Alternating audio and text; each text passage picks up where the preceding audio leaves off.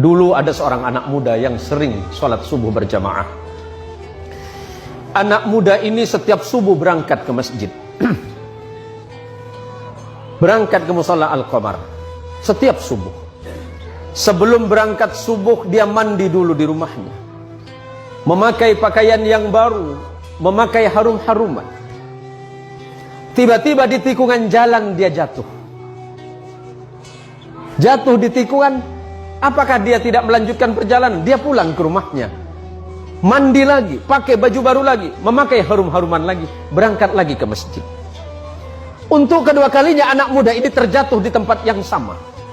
Apakah anak muda ini putus asa? Tidak. Anak muda ini balik lagi ke rumahnya.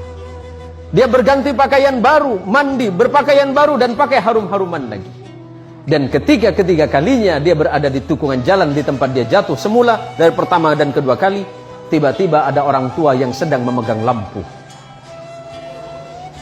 Orang tua ini bertanya kepada anak muda ini, "Wahai anak muda, kamu mau kemana?" "Saya mau ke masjid, Pak. Saya mau sholat subuh." "Iya, dari tadi saya melihatmu dari jauh, engkau jatuh. Tapi setelah itu engkau pulang lagi, kemudian kembali lagi, jatuh lagi, dan kemudian engkau pulang lagi untuk yang ketiga kalinya. Jadi bagaimana, Pak? Takutnya kamu jatuh, saya antarkan kamu ke masjid." Diantarkan oleh orang tua ini pakai lampu tadi. Sesampainya di depan masjid, sesampainya di depan musalla Al-Qamar, anggap Al-Qamar. Sesampai di depan musalla, orang ini bertanya, "Anak muda, apakah kamu masih mau sholat?" "Iya, Pak." "Apakah Bapak mau sholat dengan saya?" "Tidak." "Kenapa Bapak nggak mau sholat, cuma mengantarkan saya?" "Iya, karena memang tugas saya hanya ingin mengantarkanmu ke masjid ini." "Bapak kenapa nggak mau sholat?" Orang ini berkata, "Karena aku adalah syaitan." "Kenapa, Pak? Kok bisa?" "Iya. Hei anak muda, kamu tahu tidak yang menjatuhkanmu 1 kali dan 2 kali itu siapa? Itu saya."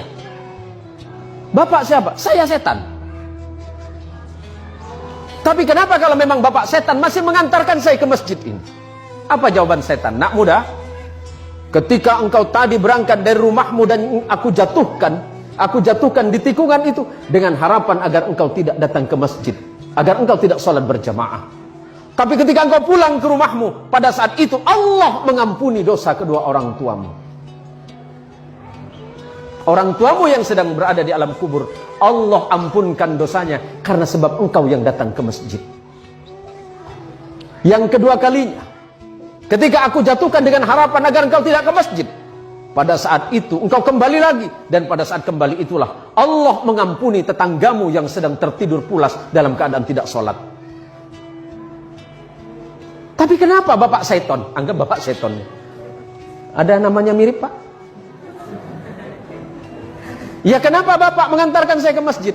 "Kalau seandainya aku menjatuhkanmu ketiga kalinya dan tidak mengantarkanmu ke masjid, maka niscaya orang satu kampungmu itu diampuni dosanya oleh Allah karena sebab perbuatanmu."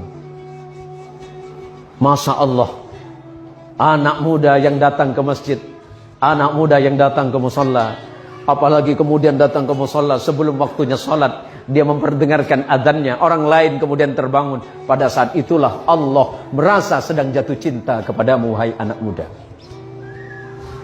Kalau Allah sedang jatuh cinta kepadamu, anak muda, apapun yang kau minta, Allah merasa malu jika tidak mengabulkannya.